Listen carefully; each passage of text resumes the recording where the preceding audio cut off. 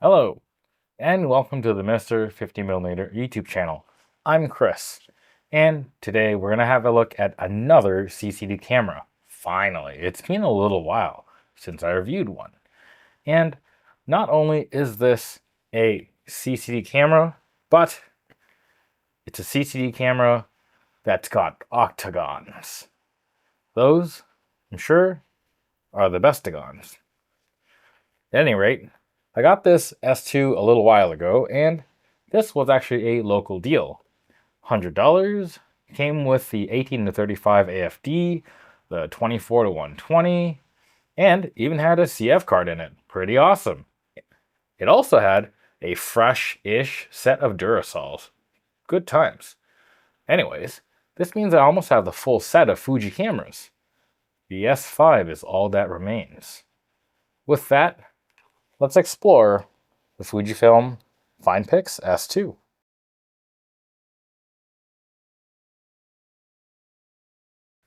So what is the Fujifilm S2 Pro? Well, obviously it's this camera right here. It's a DSLR, and it was announced in January of 2012. It features a third generation Super CCD. Just a reminder, again, it uses an octagonal pixel layout. The argument for this is that these octagonal photo sites offer overall better resolving power, allowing the camera to interpolate and output a 12.1 megapixel image using a sensor that only has 6.17 megapixels. Fancy tricks. The sensor itself is APS-C sized, so that means 1.5 times crop. And this is old Fujifilm, so the camera body that this is based on is actually the Nikon F80 or N80 film body. It features a 5-point AF system, and the metering is handled by a 10-segment matrix metering system. It has an ISO range of 100 to 1600, and flash sync is at 1/125th. The shooting speed for this is a blazing 2 FPS for up to 7 RAWs. That's a lot of time. The camera itself actually has dual card slots, but don't get excited. One of these slots is a smart media slot. The other one is a CF slot, which is pretty normal. The rear features a display that is 1.8 inches across, and it has 117K dots. So many. It's powered by AA batteries, 4 of them, as well as 2 CR123As, or equivalent batteries. These are for the film camera bits. With the battery loaded, this thing comes in at almost 850 grams, a bit less than half a knot.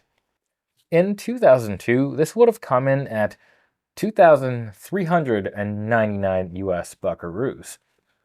That's around $4,400 today. Or, to put it another way, this camera is $100 more than a Canon R5 II today. That also comes out to around 6,060 Canadian maple dollars.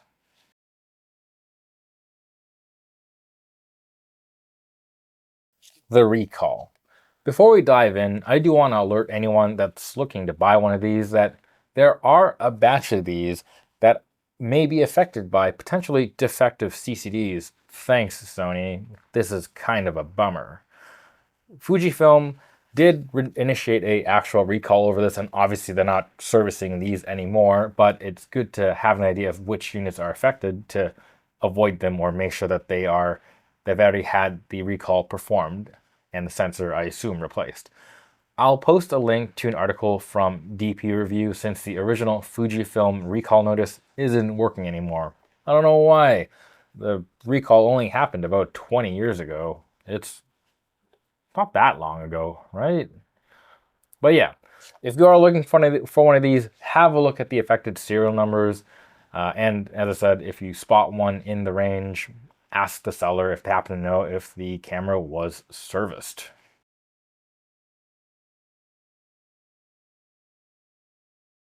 Operation and feel. The S2, as the name would suggest, feels a little more refined than the S1, but not as refined as the S3.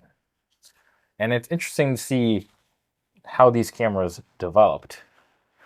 But let's start at the battery situation. The S2 situation is pretty similar to the S1's. This is the Fujifilm's second crack at a DSLR. And the digital bits and the film bits are not that well integrated. And as a result, as we mentioned earlier, you do need to have two different sets of batteries to use the camera. With the main difference being that the S2 does not have a separate tray for the clock battery. And my clock battery is very dead, and I am not interested in taking this whole thing apart to replace it, because it is buried in the camera. It's actually something I don't mind, that I wouldn't have minded if they actually left it in, because on the S1, it's hard to see, but there's a little thing here. You can jam a tool in there and replace it.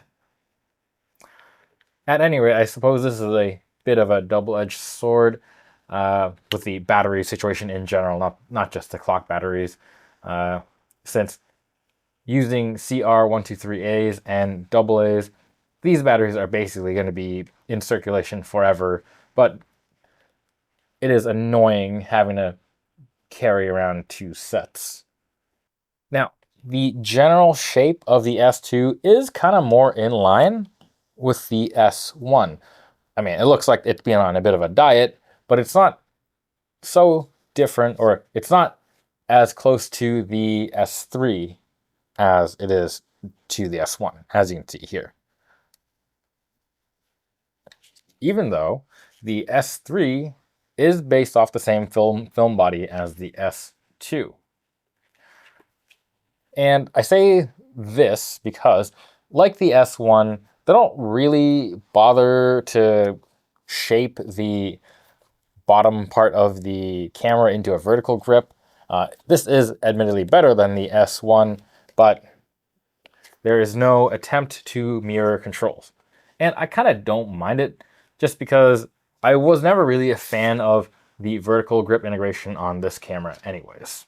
In terms of build quality, this is also an area where this is closer to the S1. If you tap around, you can clearly hear which parts are Fuji and which parts are Nikon. The Fuji bits do feel and sound cheaper, and it's the same on the S1. If I could describe it, I would say that the Fuji bits feel more hollow. That being said, this camera does feel relatively solid in hand, if not a tiny bit disjointed. Now, the fact is, they did use the f80/N80 as the film base, and as I said, that's the same as the S3. And this is both good and bad. It's a familiar Nikon layout, which means you get dual command dials. One more than the S1, which only has the one at the back. However, all three models have something that is a bit annoying, and that's that the ISO setting can only be switched if you jam the mode dial into the ISO mode, which is kind of annoying.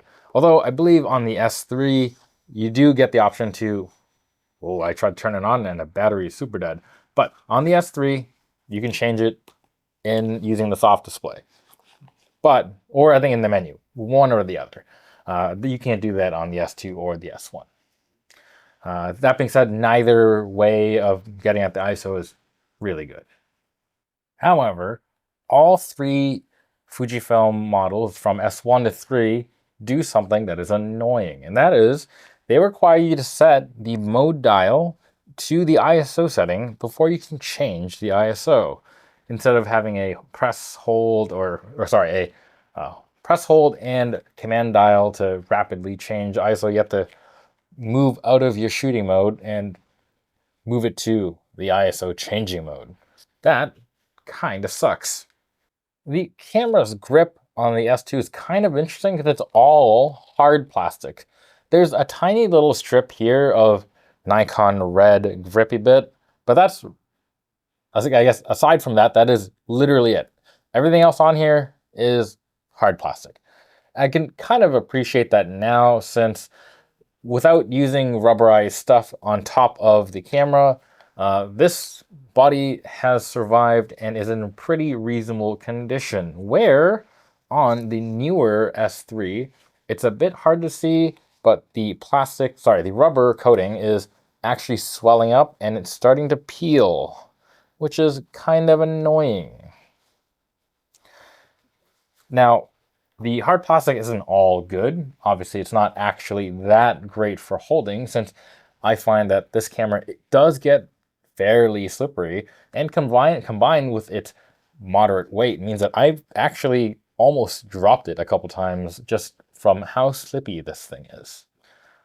Another consequence of using the film bodies as the base and not building it from the ground up is that since we have an APS-C sensor in here, and these were originally 35mm film cameras, we have kind of a small finder due to the fact that a significant amount is masked off. Obviously, because the sensor is not big enough to cover it. And it's not helped by the fact that when you look through the finder, you can see that there's a significant gap between the finder and the lower info display at the bottom of your view. So yeah, kind of sucks.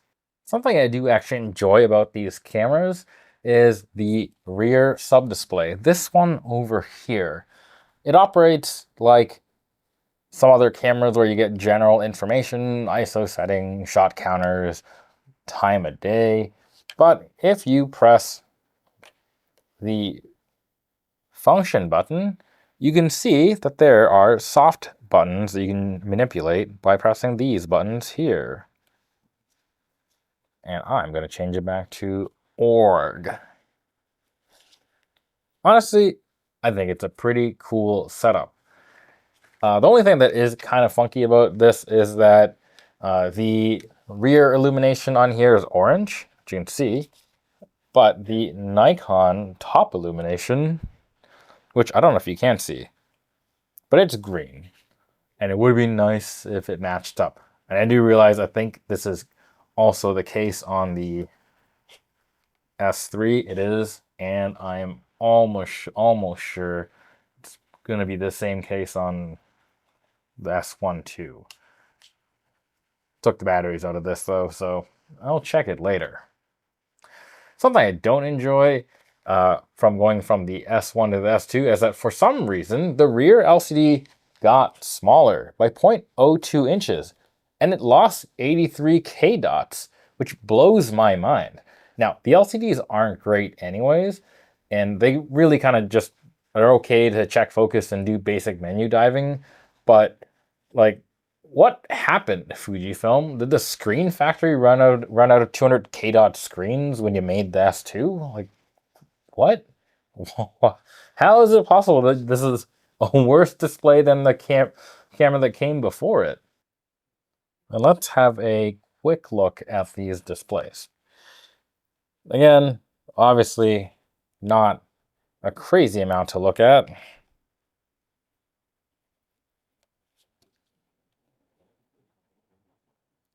But yeah, the S1 display is bigger and it's a little sharper, which again, super weird. At any rate, let's talk menu. The digital camera bits on this camera really only have one page of menus, and you just kind of scroll down. It's very straightforward. Now, one interesting thing is if you do want to see the film camera's custom functions, you snap the dial into that mode and you get the custom functions on your rear display, which is pretty nice because now you can just read through the options in plain old English and select the options you want rather than looking up the manual for the F80. So that's nice. The S2, like other cameras in this line, make you wait. And this might actually aggravate some. it's kind of like a slow internet connection. Very terrible at times. And just an example of this is that the camera locks up once you take a photo. Let's actually do that now. And why is it not? Oh, I'm in the custom function mode. Here. And basically, you can't do any image review while this is writing to the buffer. You can still manipulate stuff on the camera, but you can't do anything with the rear screen until the buffer clears. Now, overall, I do find the S2 body is relatively workable, but like all these Fuji cameras with the semi-integrated bits, the extra bulk I think does bring it down. It's kind of weird because it's not big enough to be considered one of the big pro square cameras, but it's not small enough to really fit in a lot of my bags comfortably. And it feels weird because I'd kind of rather have the camera either be bigger or smaller. I don't like this kind of halfway kind of thing. And there aren't really that many smaller bags or even medium bags that kind of fit these that well. Again, due to the extra heightage just being just enough to make it more annoying than a regular DSLR. And I do, again, I just like these more than the bigger cameras, because at least with the bigger cameras, I know I have to pack it a bit differently to make it work out.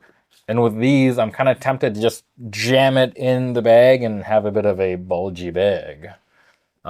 Another thing that I do find with the S1 and the S2 specifically is that even with relatively small lenses, this camera does not sit up and likes to tip forward, which is just something I find that's a little bit annoying. The S3 with its chunky chin here, the vertical grip, it actually does stand up with smaller lenses. It doesn't with this, but to be fair, this is a chunky lens.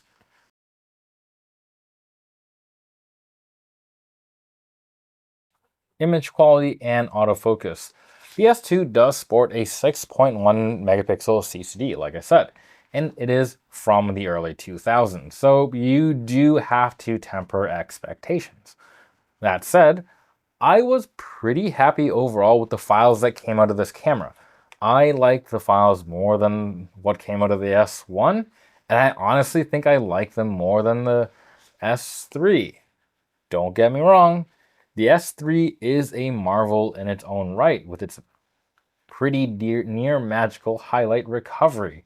However, with the S2, using Fujifilm's RAW file converter EX3 by SilkyPix, great name by the way, I found that I wasn't doing a huge amount of editing with the files like I was with the S3. And I wasn't really wanting too much for the resolution like I was with the S1. Although I do admit maybe the playing around with the S3 files could have been biased by the fact that I knew that I could play around and get some cool highlight recovery, so I was inclined to tweak more. On a side note, good on Fujifilm for supporting even their ancientest DSLRs. The FinePix software does still open up RAWs from even this thing, the S1. Good stuff. Now, when it comes to the supposed benefits of the octagonal pixel, this is a bit debatable. I do personally think that this does perform better than a normal 6.1 megapixel camera that doesn't feature octagons but features lame squares. But is it 12 megapixels good? No. Plus, if you actually do zoom in on these photos, you can see artifacts of the octagons. But assuming you aren't zooming in to 400%, it's actually going to be a little hard to spot. But we'll have a look. I'll put an image on screen now to show you what some of these weird artifacts may look like. And with that, let's dive into the noise samples.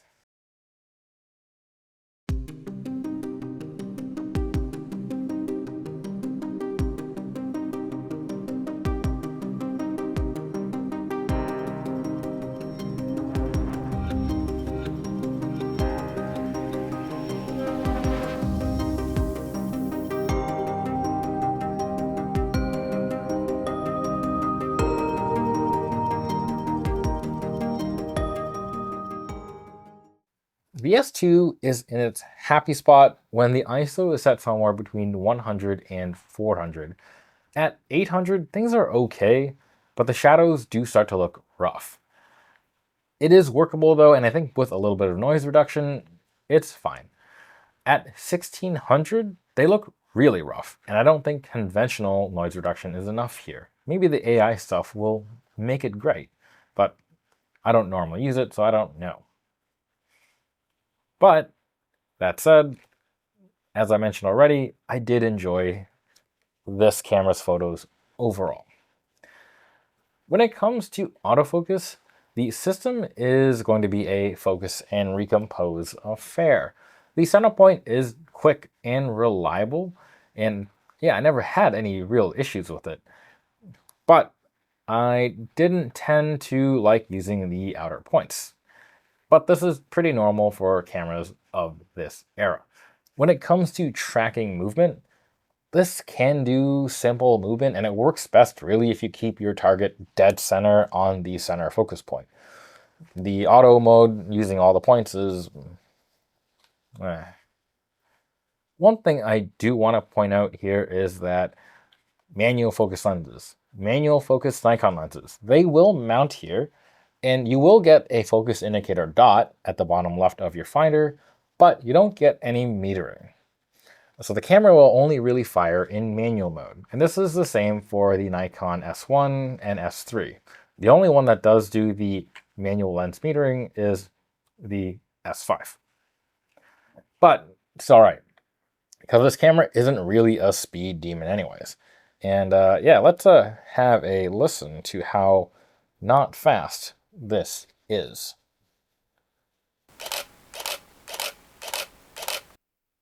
Wow. To me, that shutter sound is just all right.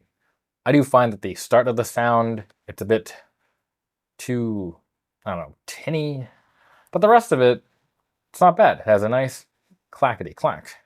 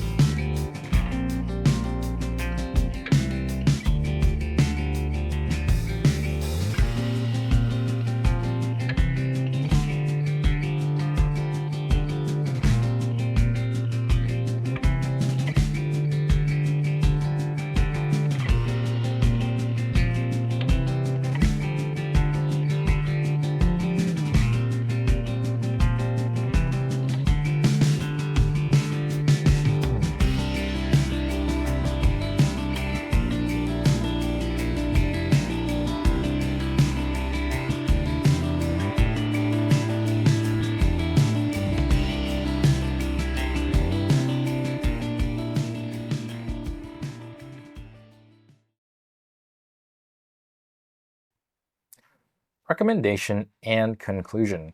Right out the bat, I will say that generally I do think I'd recommend this camera, especially for anyone looking to scratch that particular Super CCD itch. It's a overall solid camera, and they tend to be cheaper than the S3 and not a huge amount more than the S1. And obviously it's going to be a lot cheaper than the S5 because those are apparently magical. Additionally, again, because of the software support from Fujifilm, it's actually not too bad to use, and Fujifilm's RAW converter is not horrible. I really didn't mind editing on it at all. However, the sensor doesn't have those sub-pixels like on the S3 or S5. So if you're interested in the Super CCDs because you heard about that stuff, maybe stick to, like I said, the S3 or the S5.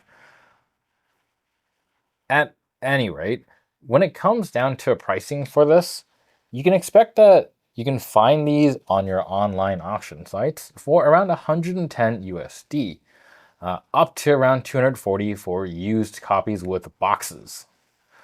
Although you do gotta keep in mind that you will also need to spend a bit of dollars on those CR123 equivalent batteries if you don't have any handy already. So factor in an extra $15 dues or so. Or spring for a little more and get the ones that are rechargeable like I did, because I have lots of really weird cameras. I got one here. It's from Pickle Power. I like these things. Luckily, these CR123 batteries tend to last a really long time between charges or between batteries, so it's not actually a huge deal, but it is something to take into account. Now, if you are just looking for a CCD camera or a DSLR in general, this is harder to recommend. I kind of still would, but there are caveats. Like, for example, the shape. The camera is a little awkward, and it's not exactly a small camera, especially for someone who may be used to mirrorless cameras and bags that normally fit mirrorless cameras. It might take a little more effort to just go out with one of these things. Additionally, if you intend to buy one, you're hopefully already aware of the operational slowness of these things. It is a bit of a unique thing to the Fujifilm S series of cameras.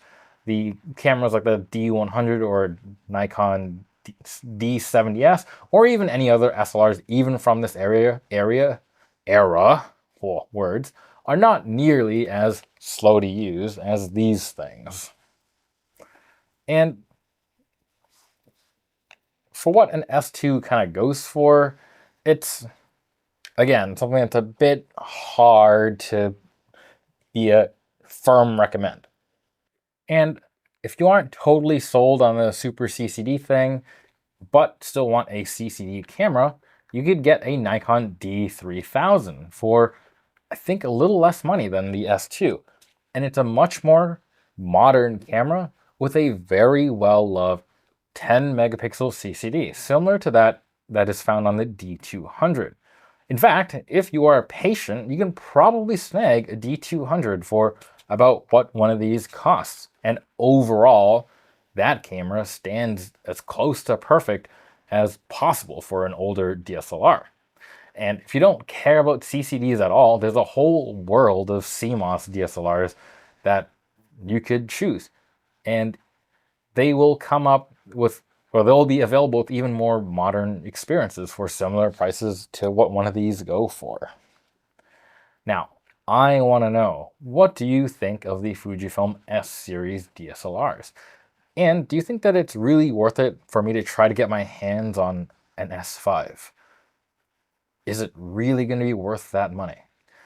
Let me know in the comments below, and as always, don't forget to like, comment, subscribe, maybe a super thanks if you're into that. Till next time, bye.